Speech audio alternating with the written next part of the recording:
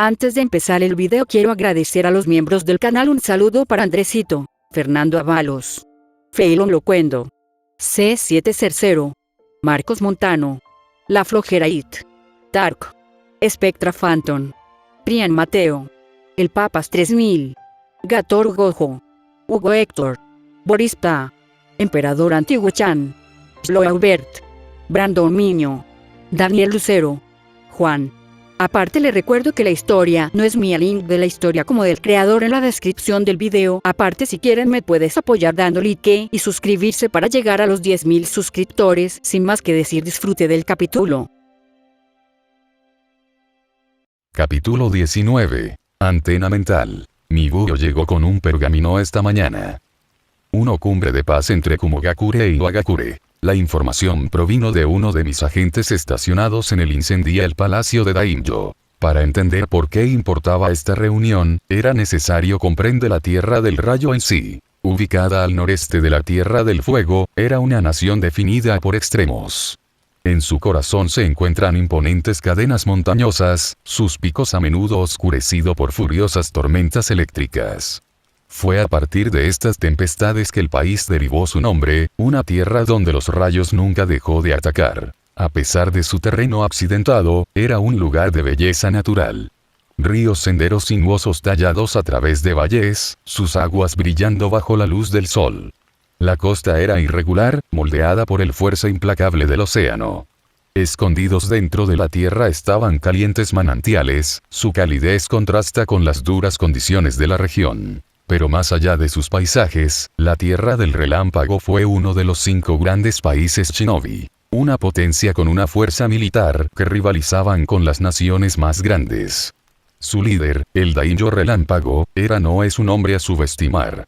Mientras que los Daimyo mantenían posiciones políticas control, la verdadera fuerza de la nación yacía en otra parte. Kumogakure. Construido sobre los picos más altos de la Tierra del Relámpago, Kumogakure era una fortaleza que desafiaba la lógica.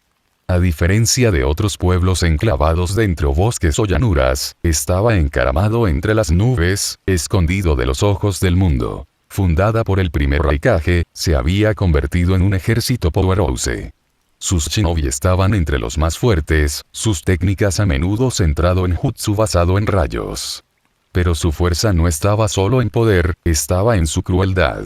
La historia ya lo había demostrado. Esta no era la primera vez que Kumogakure participaba en los llamados negociaciones de paz.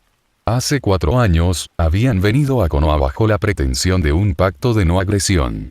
En la superficie, parecía un esfuerzo por mantener la estabilidad después del tercer Shinobi Guerra Mundial. Pero la verdad era mucho menos honorable. Solo tenían un objetivo verdadero. El Byakugan. Durante las conversaciones de paz, el ninja jefe de Kumogakure intentó secuestrar a Hinata Hyuga, la joven heredera del clan.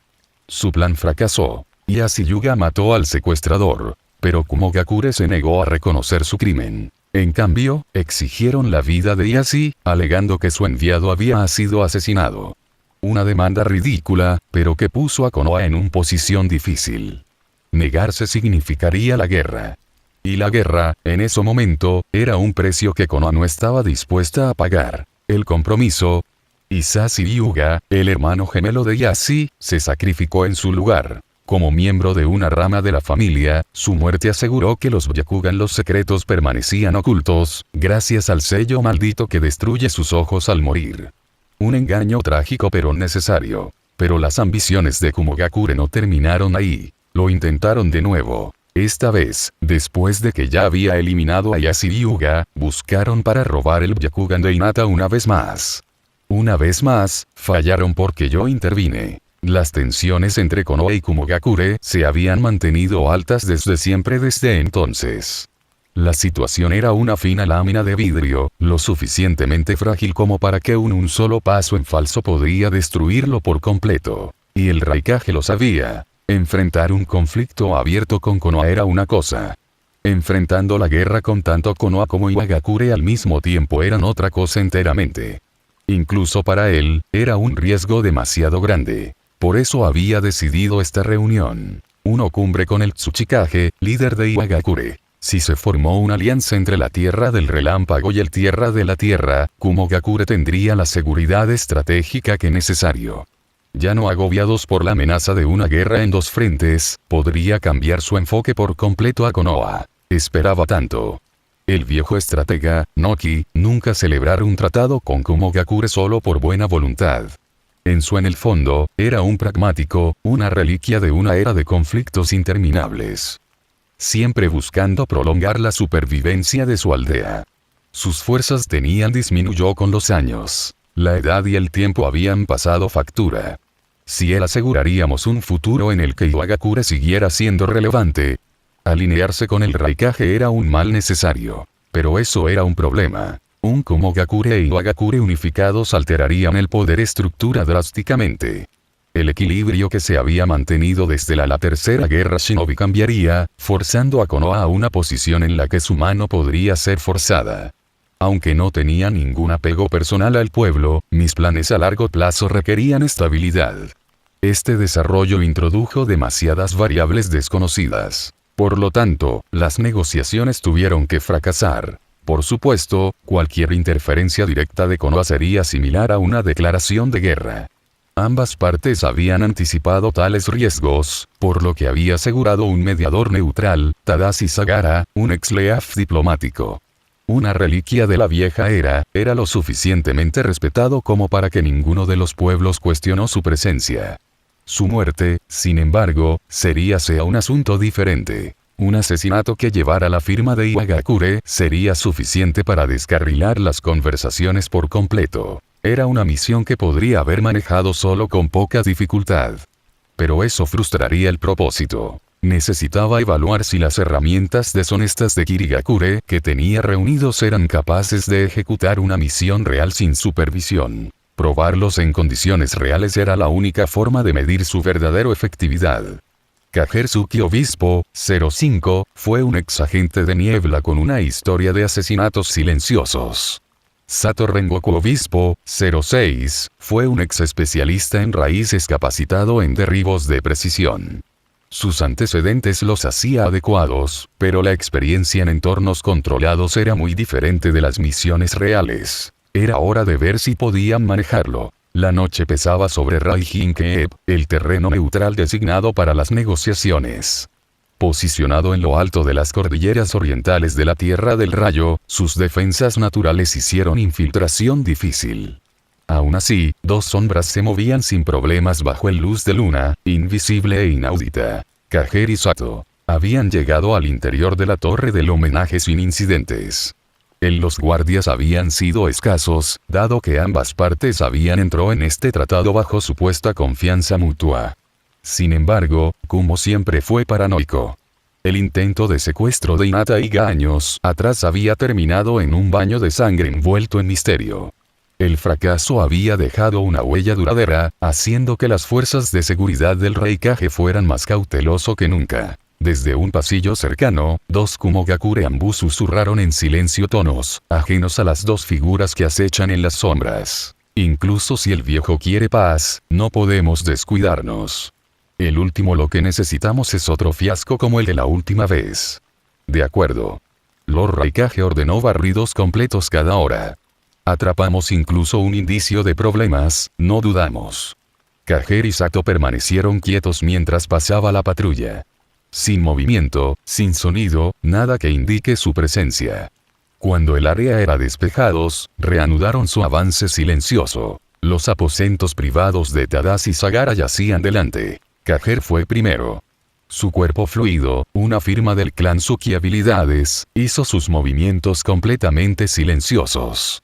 La puerta se abrió, y entró, con su kunai ya en la mano. Tadashi Sagara, sentado en un pequeño escritorio de madera, apenas tuvo tiempo de reaccionar. Sus ojos parpadearon de confusión antes de cambiar al miedo. La fría presión de acero contra su garganta confirmó su realidad. Un destello de plata. Un gorgoteo húmedo. La sangre se acumuló en el tatami. Sus manos se agarraron a su abierto garganta, un intento inútil de detener lo inevitable. Momentos después, él colapsado, sin vida. Afuera, Sato se movió rápidamente. Su experiencia radicaba en forjar pruebas, creando narrativas sutiles pero innegables. Un kunai distintivamente forjado a partir de aleaciones de metal de Iwagakure, se colocó estratégicamente cerca del cuerpo. A continuación, un pergamino fabricado, escrito en la escritura formal de las órdenes de Tsuchikage, se deslizaron sobre el escritorio. El toque final fue el posicionamiento del cuerpo, imitando una técnica de asesinato exclusiva de los operativos encubiertos de la BIT. La misión había ido sin problemas, hasta que sucedió lo inesperado. Una patrulla entró en el pasillo, sus pasos se detuvieron justo afuera. La puerta. Segundos de tensión congelada. Entonces, la puerta se abrió. Sato reaccionó de inmediato, lanzando una bomba de humo para ocultar su escape. Retirada. Pero Kager no se movió. En cambio, cargó hacia adelante, desafiando órdenes. El primer golpe fue borroso, su kunai apuntó al ambú más cercano. Garganta. Pero su oponente fue más rápido de lo esperado, parando el ataque con un movimiento preciso de la hoja. El choque de acero resonó brevemente antes de desvanecerse en la habitación llena de humo. Un segundo golpe. Un contador. La mano izquierda de Kager fue golpeada, salpicando sangre en el suelo. El ambú se preparó para acabar con él, luego se detuvo. Solo por un segundo. El sutil tejido del genjutsu de bajo nivel de un Sato había nublado el enfoque de ambú por una mera fracción de segundo. Eso fue todo Kager necesario. Su kunai atravesó limpiamente el cuello del enemigo. El cuerpo se arrugó. Ahora nos retiramos, ordenó Sato, con un tono más agudo. Kager, todavía agarrando su mano herida, asintió. Se mudaron rápidamente, desapareciendo en la noche antes de que pudieran producirse más alarmas. Levantado. Muy arriba, encaramado en la oscuridad, un búho lo observaba todo. El sol de la mañana proyectaba un resplandor misterioso sobre la fortaleza Raijin. La fortaleza, por lo general, un faro de disciplina y fortaleza para Kumogakure, era ahora un nido de caos. La noticia del asesinato de Tadashi Sagara se había extendido como reguero de pólvora, llegando a los oídos de cada funcionario de alto rango dentro del pueblo. Dentro de la cámara de guerra, Raikage Ai se sentó a la cabeza de un largo mesa de madera, su sola presencia exuda autoridad. Sus puños eran apretados, con las venas abultadas contra su piel oscura, mientras leía el informe fabricado una vez más.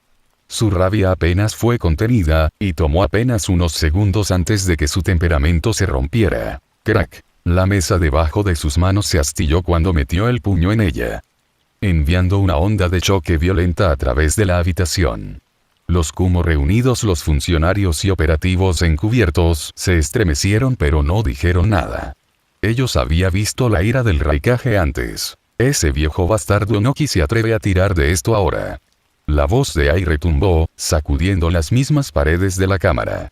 Sus ojos dorados ardían con furia, fijándose en los representantes de Iwagakure sentados frente a él. Los enviados de la AIT, aunque tensos, mantuvieron la compostura.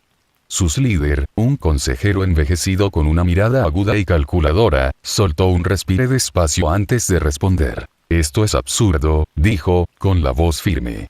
Iwagakure no tenía mano en este asesinato. Vinimos aquí por la paz, no por traición. Ai se burló, levantándose de su asiento. Su imponente cuerpo se elevaba sobre la habitación como una tormenta lista para estallar. ¿Paz? ¿A esto lo llamas paz? Él cogió el pergamino forjado y lo arrojó sobre la mesa. Tsuchikage ordenó este golpe. Esperas que crea que no lo hiciste, ¿sabes? Los labios del representante de la AIT se tensaron mientras miraba el pergamino. Estas órdenes podrían ser fabricados.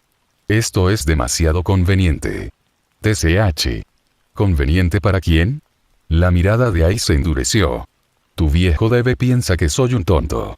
Eliminas al mediador, el tratado se derrumba, y de repente Kumo se queda sin acuerdo mientras ganas tiempo para prepararse para la guerra. Una estratagema inteligente, pero no lo suficientemente inteligente. Raikage Dono, otro funcionario de Kumo, habló, dando un paso adelante. Ya hemos comenzado a buscar rastros de interferencia externa. Dado lo que sucedió con la chica Iga no hace mucho, no podemos gobernar. Saca otra mano oculta en esto. Entonces búscame una prueba, espetó Ai, con los ojos aún fijos en la AIT enviados. Hasta entonces, mi respuesta es clara. La habitación quedó en silencio. El significado de sus palabras era obvio. El tratado había terminado. Las operaciones encubiertas de Kumo no perdieron el tiempo. Cada centímetro de Raijin era buscado. Paredes, pisos, techos, compartimentos ocultos. Ellos aprendieron la lección después del incidente Hinata. No más lapsos en seguridad. No más detalles pasados por alto. En una de las cámaras exteriores, un operativo ambú enmascarado se agachó sobre un parche de sangre seca en el tatami. «Es fresco», dijo. Murmuró, sumergiendo los dedos en la mancha oscura. No solo desde el diplomático. Su compañero, otro operativo vestido con la armadura negra de Kumo, inspeccionó los restos de una bomba de humo encontrados cerca de la escena. No estándar problema para la AIT. Pero la técnica de asesinato y la aleación kunai combina perfectamente con el de ellos. Extraño. Si Konoha o Kirigakure estuvieran detrás de esto, ¿no lo estarían? ¿Han dejado su propia firma? A menos que quisieran asegurarse de que culpáramos a la AIT. Una pausa. Los dos agentes intercambiaron miradas. Si ese es el caso, alguien pasó por muchos problemas para engañar nosotros. A pesar de sus crecientes dudas, el peso de la evidencia contra la AIT fue abrumador. Y con la furia del Raikage en su apogeo, no el contraargumento cambiaría de opinión. Esa noche, Ai convocó una reunión de emergencia con su cúpula estrategas militares. Sentados en una cámara de guerra con poca luz, sus generales, asesores y capitanes ambú esperaban su decisión. «No podemos dejar que esto se mantenga», gruñó Ai, de pie a la cabeza de la habitación. Su mirada por sí sola era suficiente para llamar la atención absoluta. Iwagakure cree que pueden escupirnos en la cara y salirse con la suya. Creen que dudaremos en contraatacar. Están equivocados. Uno de sus asesores principales, un veterano con cicatrices de batalla, asintió. Aita, las fuerzas son fuertes, pero tenemos la ventaja en movilidad y golpes de precisión. Si actuamos ahora, podemos paralizar sus líneas de suministro, antes de que se movilicen por completo. De acuerdo, dijo Ai, con la voz firme. Enviaremos un ultimátum retribución por el asesinato, o marchamos. Siguió un pesado silencio. La decisión estaba tomada. Las conversaciones de paz se había derrumbado. Lo único que quedaba era la guerra. Esa noche, a lo largo de la frontera Kumo-Iwa, el cielo se tiñó de rojo. Un puesto avanzado de inteligencia de Kumogakure, un centro pequeño pero vital para recopilación de información, yacía en ruinas. Cuerpos de Kumo Shinobi tirados al suelo, sus gargantas cortadas con precisión casi quirúrgica. El aire olía sangre y fuego. Los atacantes habían sido eficientes. Una facción de ninjas de la niebla rebeldes, más o menos la evidencia sugería. Esparcidos entre los restos había informes de inteligencia falsos, plantado meticulosamente por manos invisibles. Detallaron fabricados comunicaciones entre supuestas facciones rebeldes de Kirigakure, reivindicando la responsabilidad del ataque. Los informes pintaron una vívida imagen de una rebelión clandestina de la niebla que busca manipular el crecientes tensiones entre Kumo e Iwa. A la mañana siguiente, Ai se sentó en su oficina, leyendo el informes de inteligencia. Su expresión se oscurecía con cada palabra. Su puño se curvó, aplastando el pergamino. «Así que esos bastardos estuvieron detrás de todo esto todo el tiempo», murmuró. Su furia inicial hacia Iwagakure permaneció, pero ahora, una nueva ira supurado. Si los pícaros de Kirigakure hubieran manipulado todo este evento desde el sombras, entonces Iwa no era el único enemigo. Kumo había sido tocado. «Convoca al consejo», ordenó Ai, con un tono agudo como el acero. «Nosotros puede que tengamos que reconsiderar nuestro próximo movimiento». En todo el continente, en Iwagakure, Onoki y sus asesores se prepararon para la guerra, aún bajo la falsa creencia de que Kumo se había vuelto en contra ellos sin provocación. Puffs de Kiyotaka. El resplandor parpadeante de las antorchas proyectaba sombras tenues y cambiantes a lo largo de paredes de piedra fría. El aire estaba espeso con olor a sangre y acero, los silenciosos murmullos de los hombres que me rodeaban apenas perturbaban el silencio. Los pícaros de la niebla oculta se arrodillaron en mi presencia, sus ojos agudos pero incierto. Sus manos aún olían a guerra, a como oficiales de inteligencia que habían masacrado hacía solo unas horas. Todo había procedido según lo planeado. Kumogakure había mordido el anzuelo. Ahora, el Tsuchikage, Onoki, no tenía elección, sino prepararse para la guerra. Cualquier posibilidad de diplomacia había sido reducido a nada más que un sueño tonto. La guerra probablemente aún no haya comenzado, pero las conversaciones de paz han terminado. Dejé que mi mirada pasara por los pícaros arrodillados, mi expresión ilegible. Sus rostros estaban marcados por el agotamiento y la disciplina, pero también algo más. Miedo. Pasos resonaron por la cámara. Entró una nueva presencia. Obispo, 05. A diferencia de los demás, no se arrodilló de inmediato. En cambio, tomó un solo paso adelante, con la cabeza en alto, la boca en una línea cerrada. Su uniforme negro estaba manchado de sangre seca, la suya propia, o tal vez sus víctimas. Sus ojos, agudos de arrogancia, parpadearon hacia los míos. Entonces, como si se sorprendiera a sí mismo, se arrodilló. Un respiro tarde. «Desobedeciste mi orden», dije con calma, mi voz transmitiendo la cámara como el filo de una cuchilla. Sus dedos se movieron ligeramente, pero mantuvo la compostura. «Hice lo que era necesario», respondió. Su tono era cuidadoso, pero yo detectó el más leve rastro de desafío debajo de él. Obispo, 06 fue descuidado. Un intruso nos encontró. Si no hubiera actuado, podríamos haber sido descubierto. Incliné ligeramente la cabeza. ¿Y fue esa tu orden? Obispo, 05 entrecerró los ojos. Yo no. Pero en esa situación las situaciones son irrelevantes. Di un paso adelante, la distancia entre nosotros desaparecía en un instantáneo. Un cambio en el aire envió una onda casi imperceptible a través de la habitación. El chakra en mi cuerpo se movió como una fuerza invisible, presionando contra el espacio a mi alrededor. La habitación se oscureció. Las antorchas parpadearon salvajemente a medida que aumentaba la tensión insoportable. Una presión sutil llenó el aire, pero el efecto fue inmediato. Los pícaros circundantes se pusieron rígidos, sus cuerpos congelados en su lugar. Frío se formó sudor en la base de sus cuellos. Uno de ellos, un veterano, apretó los dientes mientras su respiración se volvía inestable. Obispo, 05 no era inmune.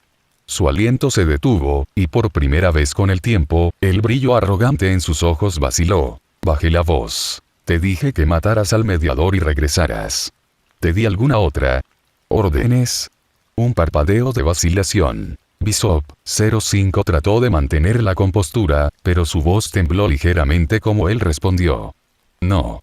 Pero me mudé. Un fuerte impacto. Mi rodilla se clavó en su estómago con cirugía. Precisión. Su cuerpo se sacudió violentamente, su caja torácica comprimiéndose bajo la fuerza. Su columna vertebral se arqueó hacia atrás mientras la respiración en sus pulmones era forzada. Expulsado. Un sonido húmedo y estrangulado escapó de su garganta como sangre salpicó de su boca, manchando la fría piedra debajo de él. Su cabeza se quebró hacia abajo por la fuerza del golpe, bloqueando su mira con la mía. Por un breve segundo, no pudo mirar a ningún otro lado. Su cuerpo tembló instintivamente, incapaz de separarse de mi mirada. Sus pupilas se dilataron, su conciencia vacilando entre la claridad y sumisión. Hablé de nuevo, mi voz era lo único que lo ataba a la realidad. Te lo preguntaré una vez más, dije, mi tono desprovisto de calidez. ¿Hizo te doy alguna otra orden?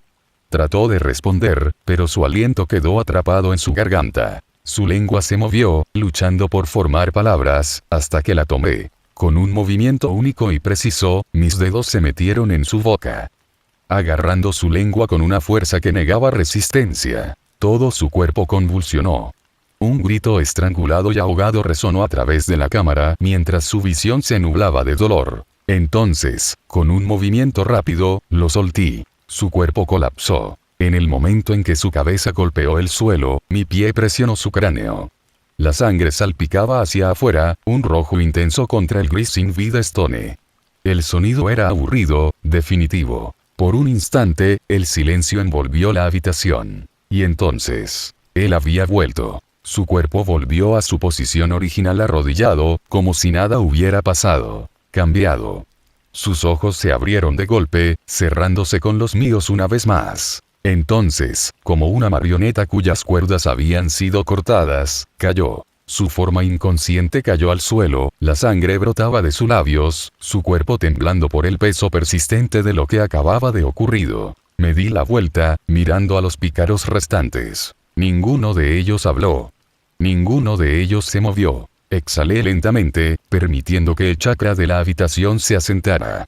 El presión sofocante levantada, aunque el peso persistente del miedo permaneció. Un defecto se había revelado. La reciente operación, aunque finalmente fue exitosa, había expuesto una cuestión fundamental. Falta de coordinación. Insubordinación de Bishop 05 era solo un síntoma del problema mayor.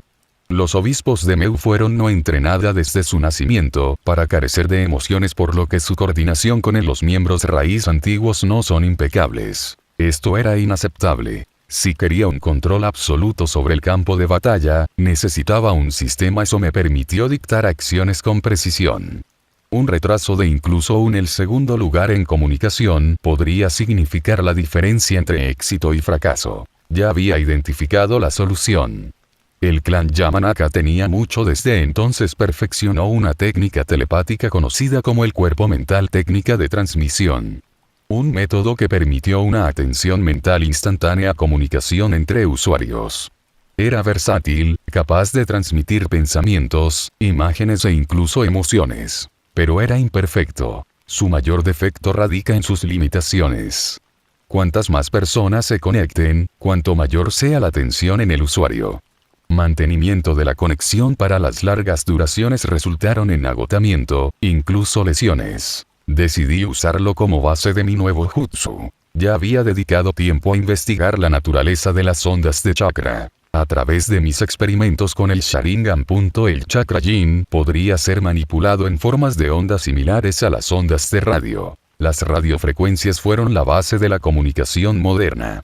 A medios para transmitir datos a grandes distancias modulando señales. Ya sea a través de la amplitud o la frecuencia, estas ondas codifican información y permitió una interacción inalámbrica fluida. Si las ondas de radio pudieran usarse para transmitir sonido, entonces las ondas Jin podría ser lo mismo, directamente en el cerebro. Una fórmula de sellado estándar no sería suficiente. El sistema requería algo más sofisticado, algo que pudiera recibir información en lugar de simplemente almacenarla. El primer paso fue diseñar una antena de chakra. Esta antena serviría como receptor, interceptando ondas Jin y traduciéndolos en información. Para hacer esto, necesitaba refinar el concepto de genjutsu. Normalmente, el genjutsu funcionaba interrumpiendo un flujo de chakra del oponente, alimentándolos con datos sensoriales falsos. Pero en este caso, el efecto estaría controlado. En lugar de abrumar los sentidos del objetivo, el sello convierta las ondas Jin en pequeños genjutsus alternos, cada uno contiene información codificada.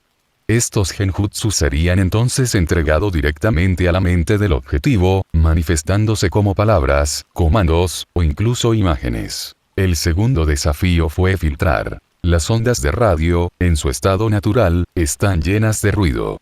Si yo simplemente transmitidas ondas Jin indiscriminadamente, el resultado sería caótico, señales superpuestas, interferencias o incluso destinatarios involuntarios. Para resolver esto, diseñé un sistema secundario, microsellos. Estos sellos, a los que llamé filtros de chakras, actuaban como sintonizadores de radio. Aislaron una frecuencia específica de ondas Jin, filtrando señales no deseadas y asegurando que solo se enviara el mensaje deseado recibido. Con esto, podría emitir comandos en tiempo real. El primer prototipo fue simple. Apliqué el sello a un pergamino en blanco, infundiéndolo con un flujo constante de chakra Jin. Luego, usando una explosión controlada de chakra, transmití un mensaje básico. Prueba 1.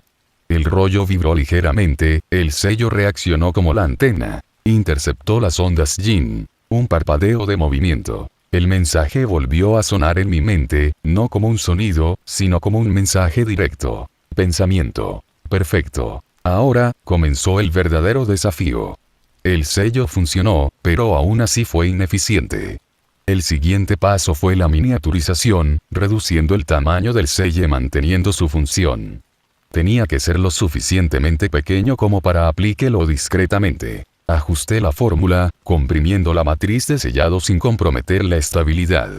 El resultado final fue una marca no mayor que una moneda. Una vez activado, se vincularía directamente a mis transmisiones Yin, creando un método de comunicación silencioso e imposible de rastrear. El paso final fue probarlo en un sujeto real. Convoqué a uno de los obispos de menor rango. Una pieza desechable, si algo sale mal. Se arrodilló ante mí, esperando instrucciones. Este es un experimento, dije. Usarás este sello y harás exactamente como te digo. Un breve asentimiento. Sin dudarlo, coloqué el sello en la nuca, aplicando un pequeño pulso de chakra para activarlo. En el momento en que cobró vida, envié el primer comando. Ponte de pie. Su cuerpo se contrajo conmocionado por la voz en su cabeza. Entonces, él se puso de pie arriba. Empujé más. Camina hacia adelante. De nuevo, recepción instantánea. Su cuerpo se movió como si la orden se originó dentro de su propia mente. Sin demora. Esto también será útil cuando use clones de cualquier tipo. Usando el mismo principio, podré ver qué hace cada clon y comunícate con ellos al instante. Este sistema tenía un potencial ilimitado en teoría, un usuario experto podría aprender a igualar la frecuencia de mis transmisiones, haciendo innecesario el precinto. Mis clones no lo harían, requieren sellos. Pero enseñar a cada obispo esta habilidad sería un desperdicio del tiempo, por lo que su transmisión será unilateral por el momento. Las piezas chocaban contra el tablero de madera, su movimiento preciso y deliberado. La habitación estaba en silencio, salvo por el leve zumbido de charlas ociosas de los estudiantes que nos rodean. Shikamaru exhaló pesadamente, sus dedos flotando sobre la tabla mientras analizó su próximo movimiento. Sus ojos, agudos pero cansados, trazaron la cuadrícula con una especie de dedicación renuente. Había mejorado desde nuestra primera vez juego, sus respuestas fueron más rápidas, sus aperturas más refinadas, pero en el gran esquema de las cosas, la diferencia era insignificante. Jaque mate.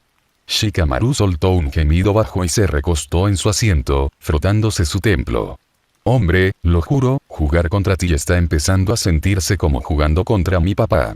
Shikaku Nara era un estratega excepcional, un hombre que podía prever cientos de movimientos por delante con un mínimo esfuerzo. No es sorprendente, respondí, mi tono neutral.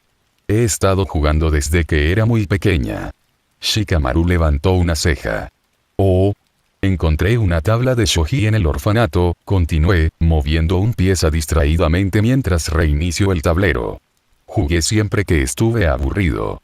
La expresión de Shikamaru cambió ligeramente, como si no estuviera seguro de cómo hacerlo. Responde. Luego, se rascó la nuca y murmuró. Eso es así. La mayoría de la gente no estaba segura de cómo manejar declaraciones como esa, especialmente cuando se habla de manera tan casual. Esperaban un cierto peso para acompañar palabras como orfanatos, tristeza persistente, o tal vez amargura. Naruto, sentado frente a nosotros, sonrió. Él solo está siendo humilde. Él se recostó en su silla, balanceándola sobre dos piernas. Kiyotaka no me gusta presumir. A su lado, Ino asintió con entusiasmo. ¿Sí? Él siempre es así. Súper tranquilo, pero secretamente un genio. Suspiré. No valía la pena corregirlos. Antes de que la conversación pudiera continuar, la puerta del aula se deslizó abierto. Sasuke entró. Su presencia era tan silenciosa como siempre, pero algo era diferente. Incluso para alguien tan distante por naturaleza como él, había un añadido capa de distancia hoy. En el momento en que entró, Sakura, que estaba sentada al lado de Naruto, animado. Sus ojos brillaban de anticipación, todo su cuerpo prácticamente vibrando mientras ella se volvía hacia él. El aire a su alrededor cambió, se llenó con una repentina oleada de energía nerviosa. Sasuke se detuvo en su escritorio. Directamente. El aliento de Sakura se entrecortó. Sus mejillas se pusieron rosadas, sus dedos agarrándose los bordes de su silla. Eso fue todo. Este era el momento que ella había esperado. El momento en que finalmente había venido a ella. Sasuke-kun, ella respiró, los mejores buenos días que había tenido logró atascarse en la punta de la lengua. Pero Sasuke no la miraba. Su expresión era ilegible mientras hablaba. Cambié de asiento con yo. El aula quedó en silencio. Sakura se congeló. ¿Eh? Quiero sentarme al lado de Naruto, dijo Sasuke sin rodeos. Así que vamos a interruptor. Las pupilas de Sakura se encogieron. Ella se quedó completamente quieta, abriendo la boca y cerrando como si intentara formar una respuesta coherente. Luego, su rostro se volvió de un tono rojo antinatural. Un segundo después, su nariz estalló en un rocío cómicamente exagerado de sangre, y ella saltó hacia atrás de su asiento como si fuera alcanzada por un rayo. ¿Qué? Ella chilló, tropezando hacia atrás. Sasuke-kun quiere sentarte al lado de Naruto. Yo no. Sus palabras resonaron por toda la habitación, llamando la atención de casi todos los presentes. Algunos estudiantes parpadearon confundidos. Otros risa reprimida. Ino, que había estado observando cómo se desarrollaba la escena con los ojos muy abiertos, se volvió hacia mí. ¿Qué está pasando? Hinata, sentada cerca, inclinó ligeramente la cabeza. ¿Lo es, algo equivocado? Simplemente me encogí de hombros. ¿Quién sabe? Naruto, mientras tanto, había estado luchando por mantener la cara seria. Ahora, él se echó a reír. PFFT, jaja. ¿Qué es esto, Sasuke? Me extrañaste tanto. Él se secó los ojos, sonriendo. Hombre, no sabía que te importara. Cállate, Uzura Tonkachi. Yo fui quien le dijo a Sasuke que cambiara de asiento. Los profesores y los estudiantes deben vernos a los tres como amigos muy cercanos para mi futuro planes para trabajar. La historia sería que después de que Sasuke perdiera ante Naruto, fui tras él, y caminó de regreso con él a su casa. Desde entonces, Sasuke, yo y Naruto han sido mejores amigos y han entrenado juntos.